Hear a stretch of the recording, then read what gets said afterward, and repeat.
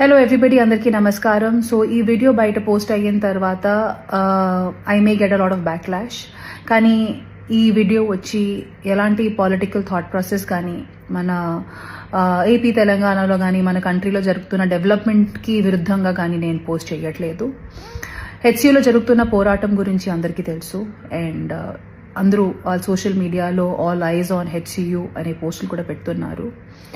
డెఫినెట్గా నేను ఇప్పుడు కంఫర్టబుల్గా నా అపార్ట్మెంట్ నుంచి కూర్చొని వీడియో చేసి పోస్ట్ చేస్తున్నాను. కానీ నాకు కూడా తెలుసు ఈ అపార్ట్మెంట్ కట్టేటప్పుడు ఎన్ని ట్రీస్ కానీ ఎన్ని యానిమల్స్ని కానీ చంపడం జరుగుంటుంది, లేకపోతే ఎన్ని ట్రీస్ కట్ చేయడం జరుగుంటుంది. So it is very easy for me to sit and make this video and talk about what is right and what is wrong.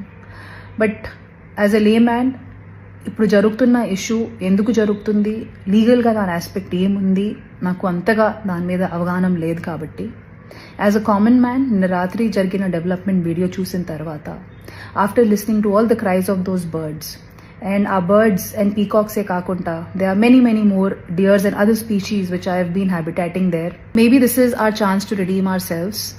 Peak summers are coming in and ఇలాంటి ఒక సందర్భంలో ఆ పక్షుల్ని ఆ పశువుల్ని వారింటి నుంచి బయట తరిమేయడం అనేది ఎంతవరకు కరెక్ట్ నాకు తెలియదు సార్. కానీ you are our only power and you are our only option to rehabilitate those animals.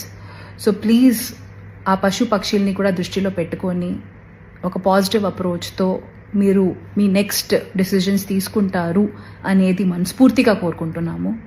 Once again thank you so much and I hope many voices join and ఏదో రకంగా ఈ విషయం ఈ మ్యాటర్ మా గవర్నమెంట్కి తెలుస్తుంది అండ్ తెలిసి వాళ్ళు ఈ పక్షుల్ని కూడా వాళ్ళ దృష్టిలో పెట్టుకొని వాటిని రీహాబిలిటేట్ చేసి అప్పుడు వాళ్ళు నెక్స్ట్ మూవ్ చేస్తారు అనేది కోరుకుంటున్నాము.